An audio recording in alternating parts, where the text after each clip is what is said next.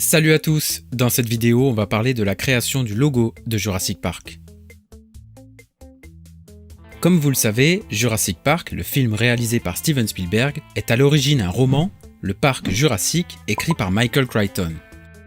Et la naissance du logo remonte à la couverture de la première édition de ce roman. Cette couverture a été conçue en 1990 par Chip Kidd, illustrateur et designer graphique, connu pour ses nombreuses couvertures de livres, grand fan de comics, et en particulier de Batman. On sait qu'il s'est inspiré d'une illustration d'un article du paléontologue Henry Fairfield Osborn datant de 1917, ce qui explique la posture obsolète du dinosaure. Chip Kidd raconte lui-même comment il a créé cette couverture dans cette conférence de 2012. I went to the Museum of Natural History, and I checked out the bones, and I went to the gift shop, and I bought a book. And I was particularly taken with this page of the book. And more specifically, the lower right-hand corner. Now, I took this diagram and I put it in a photostat machine, and I took a piece of tracing paper and I taped it over the photostat with a piece of Scotch tape. Stop me if I'm going too fast.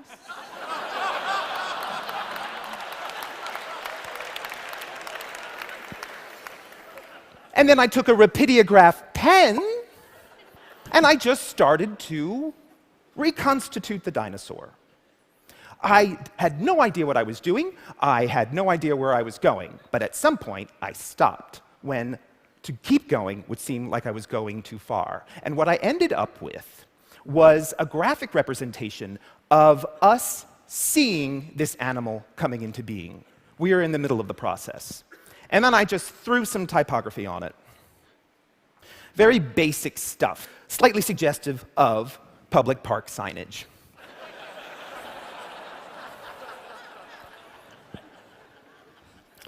Everybody in-house loved it, and so off it goes to the author. And even back then, Michael was on the cutting edge.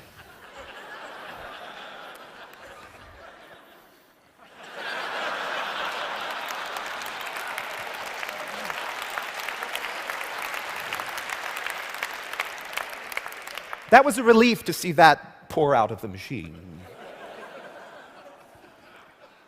I miss Michael. And sure enough, somebody from MCA Universal calls our legal department to see if they can maybe look into buying the rights to the image just in case they might want to use it. Well, they used it. Si Universal rachète les droits de cette image, c'est parce qu'à cette époque, avant même la sortie du livre, le studio travaillait déjà sur son adaptation cinématographique. Le réalisateur Steven Spielberg demanda à l'équipe artistique de concevoir le logo officiel du parc. Il voulait une sorte de badge, facile à identifier et destiné à être reproduit sur les brochures, les véhicules et toutes les marchandises de la boutique de souvenirs qu'on allait voir dans le film. Dans le roman, l'auteur ne décrit pas vraiment le logo. Il parle seulement d'un logo bleu représentant un petit dinosaure, sans donner plus de détails, ce qui laissait plus de liberté aux artistes. Une équipe de designers se mit donc au travail, et parmi eux, on retiendra ces trois noms. Sandy Collora, qui a commencé chez Stan Winston comme sculpteur, lui aussi fan de Batman, puisqu'il réalisera plus tard le court-métrage Batman Dead End.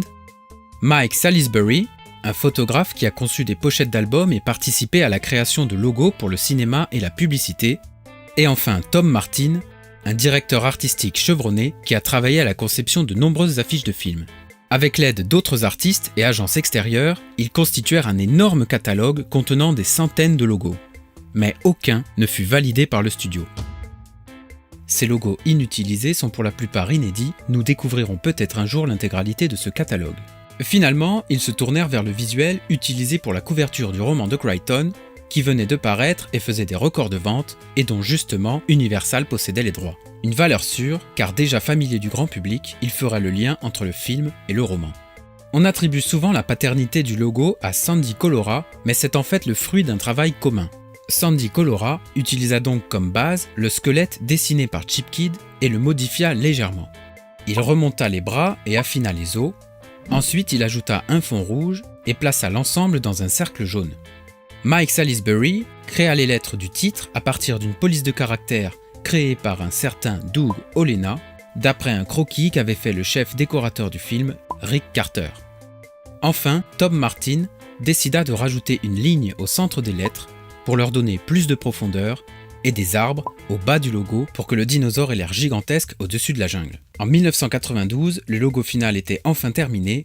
Il fut dessiné à la main avant d'être numérisé et vectorisé. Dans le film, il apparaît à de nombreuses reprises. On y voit les deux versions les plus connues, celle avec un fond rouge et sa variante avec un fond jaune, une autre version en noir et blanc et même une version sculptée.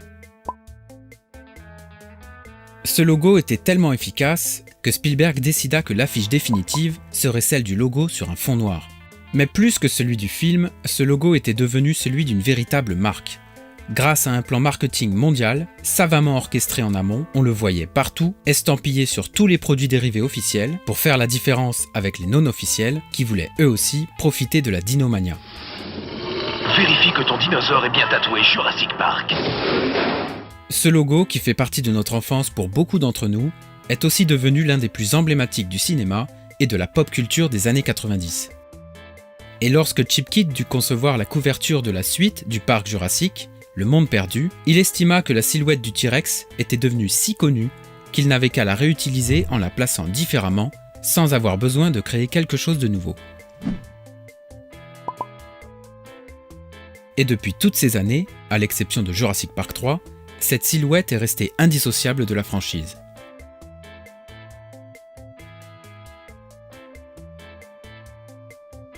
Merci d'avoir regardé la vidéo, vous trouverez mes sources ainsi que d'autres liens intéressants dans la description. Je vous dis à la prochaine, ciao.